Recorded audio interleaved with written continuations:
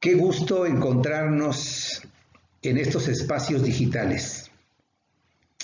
Soy el presbítero Moisés Morales Granados, en este tiempo ejerciendo el ministerio de obispo en esta conferencia anual de México. Hoy presento a ustedes esta lección número 7 del capítulo 3 del libro de Probandos, fuentes fundamentales y específicamente nuestro quehacer teológico. Recordando lo que la Escritura dice, toda la Escritura es inspirada por Dios y útil para enseñar, para redarguir, para corregir, para instruir en justicia, como lo dice el apóstol Pablo en la segunda carta a Timoteo, capítulo 3, versículo 16. El curso de Probandos tiene este objetivo general: proporcionar información básica sobre la historia, doctrina y gobierno de la IMAR, de tal manera que los alumnos puedan estar preparados y puedan decidir si se bautizan, los que no están bautizados, y recibirse como miembros en plena comunión de la Iglesia Metodista de México, a fin de llegar a ser discípulos fructíferos. En el caso específico de esta lección, tenemos como propósito que el alumno pueda explicar cuáles son las fuentes fundamentales que nutren la teología del metodismo. En este capítulo 3 y en su lección 7, entonces nos damos a la tarea de estudiar estas fuentes teológicas y la manera en que como miembros de la Iglesia Metodista de México realizamos nuestra teología. Las doctrinas que sustentamos las formulamos y cobran vida por medio de lo que llamamos fuentes teológicas. Hacer teología usando estas fuentes le ha dado a nuestra denominación las características y las doctrinas que la hacen un miembro útil en el cuerpo de Cristo.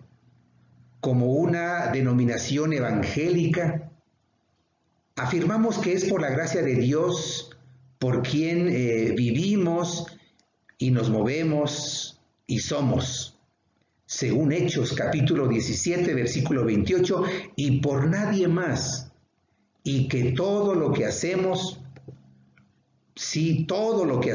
de corazón, como para el Señor y no para los hombres, sabiendo que del Señor recibiremos la recompensa de la herencia, porque a Cristo el Señor servimos. Por eso, cuando la experiencia de la salvación por la fe fue predicada a las masas, el soplo del Espíritu Santo hizo brotar un espontáneo avivamiento del Evangelio que se extendió por todo el reino de la Gran Bretaña. Este avivamiento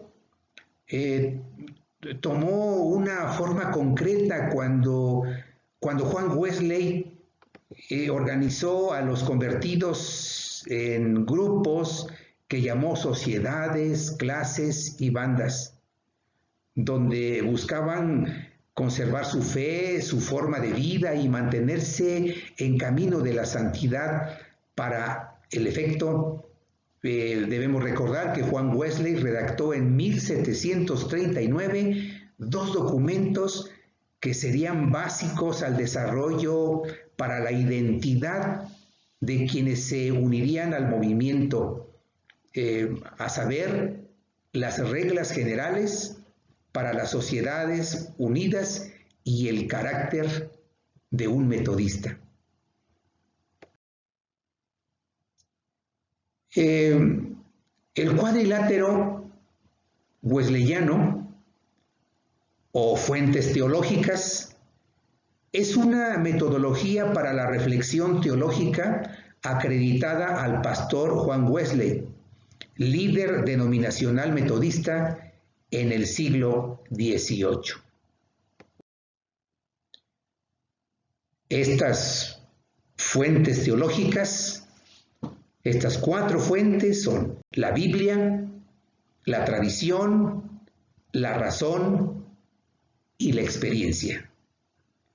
El término fue innovado en el siglo XX, este término de las fuentes teológicas, dentro de la Iglesia Metodista Unida en el año de 1964 por el teólogo Albert Outler, en su introducción a la colección de Juan Wesley sobre el examen a los trabajos de Wesley.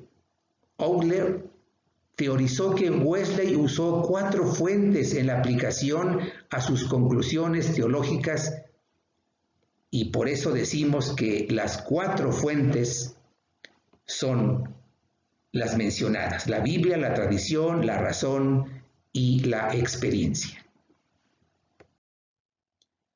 Las Sagradas Escrituras. Porque así leemos, porque toda la Escritura es inspirada por Dios. Esta viene a ser la regla cristiana para diferenciar entre lo bueno y lo malo. La Biblia es la fuente central de donde brota y con la que se confirma o rechaza lo que las otras fuentes proveen. Afirmamos, junto con Juan Wesley, que como metodistas no tenemos otros principios que los revelados por la palabra de Dios. Dios mismo nos enseña el camino al cielo y lo ha escrito en este libro. La segunda fuente, la tradición o la historia de la Iglesia. La historia de la organización, interpretación y formulación de las doctrinas emanadas de las Sagradas Escrituras que la Iglesia cristiana ha elaborado durante casi 2 milenios bajo la dirección del Espíritu Santo. Esta debe entenderse como la revelación de Dios a su Iglesia a través de su historia. La tradición, entonces,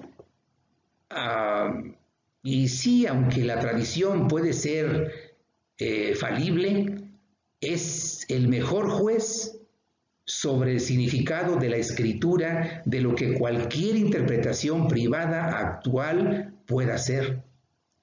Necesitamos considerar los asuntos organizacionales, doctrinales y teológicos en su perspectiva histórica, puesto que al hacerlo así podemos descubrir, aclarar o confirmar la verdad o error de una premisa teológica. Sin embargo, diría Wesley, una vez más, yo juzgo cada doctrina por la Biblia. Esta es la palabra por la cual seremos juzgados en aquel día. La tercera fuente, la razón. No necesitamos renunciar a nuestra razón para creer, porque renunciar a nuestra razón también significaría renunciar a la fe cristiana. Nuestra razón es un don de Dios que debemos usar tanto como podamos. Esta fuente tan importante para la Iglesia Metodista es el proceso de hacer teología. Más bien, la fe y la razón van de la mano, puesto que toda fe irracional es una fe falsa. Sin embargo, Debemos tener en cuenta que aún empleando la razón hasta sus límites, ésta no podrá producir ni fe, ni esperanza, ni amor, ni ninguna otra virtud. Tampoco producirá verdadera felicidad en nosotros, puesto que todo esto es un don de Dios. Juan Wesley decía, por la razón aprendemos lo que es el nuevo nacimiento, sin el cual no podemos entrar en el reino de los cielos, y qué es la santidad sin la cual nadie verá al Señor. Por el adecuado uso de la razón llegamos a saber cuáles son las características que tiene la santidad interna y lo que significa ser santo externamente, santo en toda manera de conversación. En otras palabras, llegamos a comprender cuál era la mente que estaba en Cristo y qué significa andar como Cristo anduvo. Son palabras del reverendo Juan Wesley. Esta última afirmación, a pesar de todo, no descalifica a la razón como una parte integral en la manera de hacer teología dentro de la Iglesia Metodista, debido a que, como hemos señalado, estas son las palabras también que nos aporta el reverendo Juan Wesley. Llegamos a la cuarta fuente, la experiencia. Representa la mayor aportación del movimiento metodista a la teología cristiana. La Iglesia Metodista no se queda en el campo de las formulaciones teológicas teóricas por sí mismas. Más bien, es una iglesia vivencial. Es una iglesia que afirma y elabora sobre aquello que le consta, aquello que ha vivido. Pero aquella experiencia, por supuesto, la experiencia no se limita al campo de lo personal, subjetivo e interno, sino que tiene su expresión externa en la vida de la persona, que resulta en la transformación de la sociedad. El metodismo no es un cristianismo puramente cerebral, también es una religión del corazón. Pero para que la experiencia sea válida, debe estar fundamentada en la Escritura. Es decir, la experiencia solamente confirma aquello que las Escrituras establecen. La experiencia es suficiente para confirmar una doctrina que está fundada sobre la Escritura. Y aunque muchos fantaseen experimentar lo que en verdad no ha sucedido, esto no debe ser un prejuicio en contra de la verdadera experiencia. Cita del reverendo John Wesley.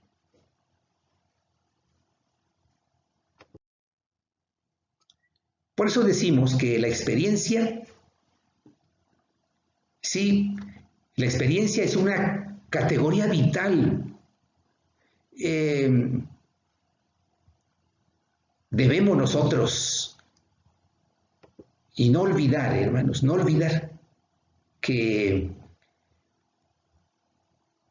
este es el aporte que la Iglesia Metodista ha dado al pueblo, a la cristiandad. La experiencia es una categoría vital. Sí, recuerden de todas las promesas de la Biblia, de todas estas vivencias de estas promesas, de la cual habla también la doctrina. Y también llegamos a, en estas 4 fuentes, es menester también hablar de la creación natural. Debemos mencionar que la creación natural, nos sirve para descubrir o reconocer que hay un creador, un Señor de todo. Sí, la creación natural, pues no es una fuente teológica, pero en la creación natural, en las cosas invisibles, aún los analfabetas o analfabetos pueden ver la presencia del Dios invisible. Aclaremos que esta fuente a la fecha no está reconocida por carácter del soporte bíblico. Sin embargo, por su importancia, en nuestra 20ª Conferencia General próxima pasada, se le encomendó a la Comisión de Fe y Orden trabajar sobre esta fuente, la cual debe tener el soporte bíblico requerido, respondiendo, entre otras preguntas, ¿a qué tipo de Dios o qué tipo de Dios es ese? En ese sentido, pues debemos mencionar que una forma de llegar al conocimiento de Dios puede ser la contemplación de la creación natural. Por eso, en la elección de las fuentes para hacer la teología, nuestra teología y doctrina, debemos recordar que sí, estas son las fuentes, pero como vemos, las Sagradas Escrituras siempre permanecen como la fuente por excelencia. Las Escrituras siempre son el centro alrededor del cual giran los otros aspectos. Así podemos ilustrar de esta manera lo que llamamos el cuadrilátero. Las Escrituras, la razón, la tradición, la experiencia. En esta centralidad de las Sagradas Escrituras y el continuo influjo del Espíritu Santo es lo que ha mantenido la coherencia, ha informado la doctrina, ha impulsado la prédica y ha sostenido la obra del metodismo en todos los países donde éste se ha naturalizado hasta el día de hoy. Pues sí, amados hermanos y hermanas, recuerden que para hacer teología en la Iglesia Metodista usamos estas 4 fuentes fundamentales.